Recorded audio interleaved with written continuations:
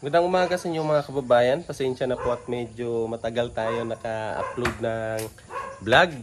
Gawa po ng sama po yung pakiramdam natin. Halata naman po sa boses ko po. Kasi po nung galing kami dun sa kina Clarissa nung nakaraan, naabutan kami ng ulan at ayun na nga, sinipon tayo tsaka ubo at nilagnat at di po ako nakasama kina Sir Paul, kina Peter Paul at sa team kasi nga po masama po yung pakiramdam natin kaya medyo di po tayo naka-upload. So pasensya na po kayo at ngayon lang po tayo bumuti-buti yung pakiramdam kaya mag-vlog tayo ngayon kasi na-miss ko kayo mga kababayan. At ayun na nga, ang gagawin ko ngayon kasi hindi ako makasama kina Sir Paul at sa team kasi nga nahihiya akong sumama kasi may sipon tayo, baka mahawa yung mga sister natin doon. At ang gagawin natin ngayon, wala kasi kaming pasok Friday ngayon, and gagawin na lang namin ngayon dito sa bahay ay yung anong tawag nung kural? Bakod. Oo, so ayusin namin yung bakod. Kami dalawa ni Mark kasi nga nung nakaraan may napansin si Mark dito sa may bintana na parang may kamay na yung mark na fingerprint or ano ba yan? Yung mga ganun. Bakas ng mga kamay na parang nakaputik-putik pa ba na susubukan buksan yung bintana. And then yung last time na nandito si Madam Yula sa bahay, dito siya natulog. Mga madaling araw daw, parang may napansin siya na tao. So, ang naisip ko baka may tao na umaaligid-aligid ba. So, di ba, hindi naman natin yun sa ating sarili na mangamba. So, ang gagawin namin para secure kami, secure yung bahay, gawan na lang namin yung bakod. Kasi yung bakod namin dito is doon lang na part yung may bakod. So, dito na part na to sa harap, wala na. Kasi nga kampante tayo noon una. So, ngayon, gagawin namin ngayon ni Mark para at least din papawisan din tayo ngayong umaga na to. So, tara, samahan niyo ako mga kababayan.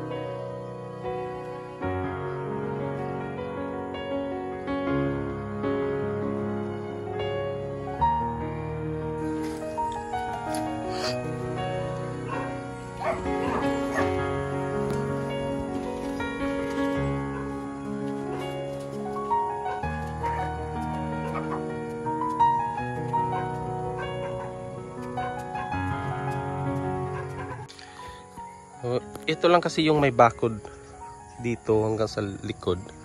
And ito na part. So doon sa harap dyan, wala na yan kasi hindi nga namin tinapos na. May kampante kampante na ganon.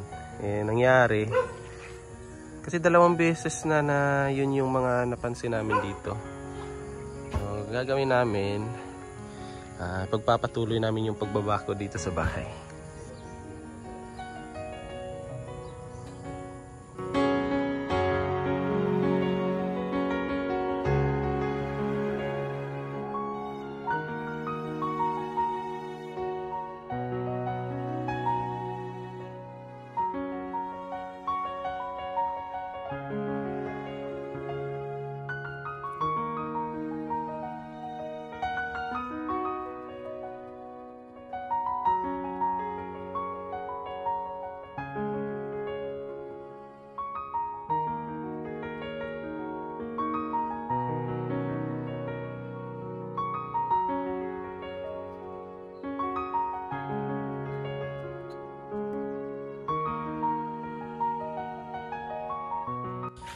pasyal ko na lang din po kayo dito sa mga paligid ng munting bahay.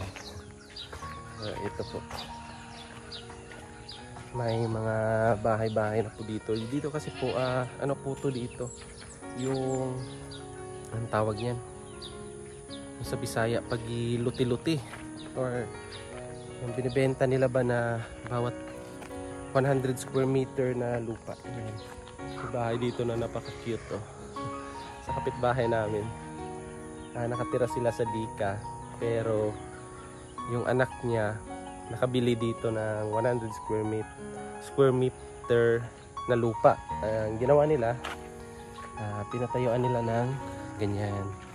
Tapos may mga manok, ang dami nilang manok dito. Yan, may kambing. Yan oh. Yan, may kambing. Tapos diretso tayo sa unahan. Kasi dati itong, dito kami sa Mintal po. Sa hindi po nakakaalam, dito kami sa Mintal.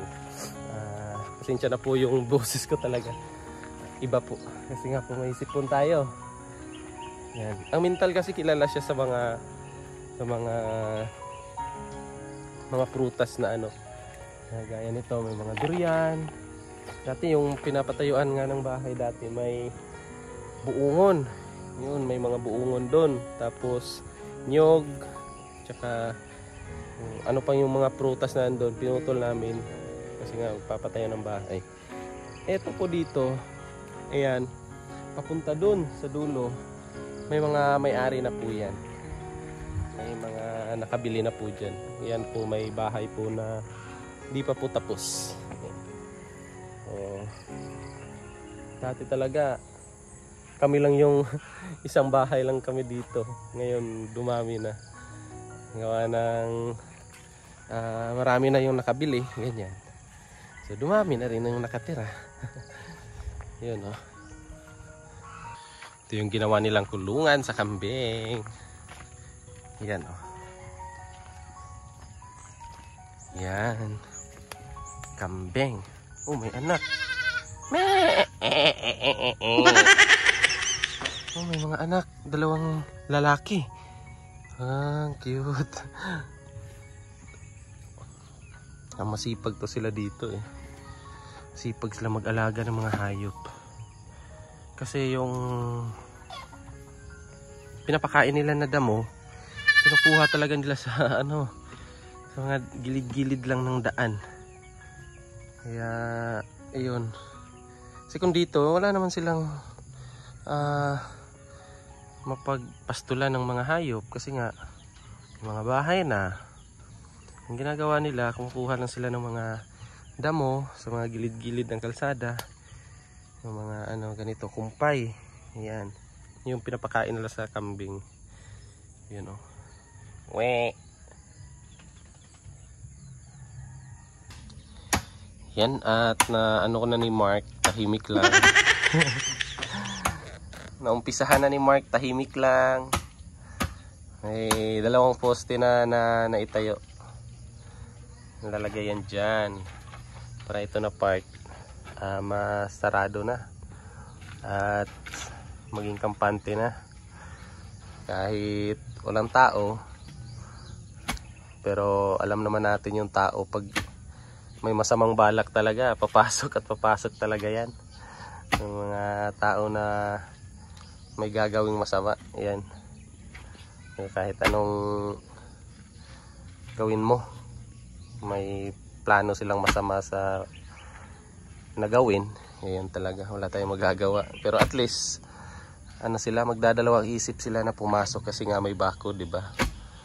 Tapos yung aso ko, bala ko itali ko na lang dito para hindi na siya alis kung san-san, kung walang ano dito, walang magbabantay sa bahay. Yung gagawin ko para at least secure yung bahay. Kasi mahirap na, hindi pa kasi ito naka-grills yung mga bintana niya. Yan na lang muna.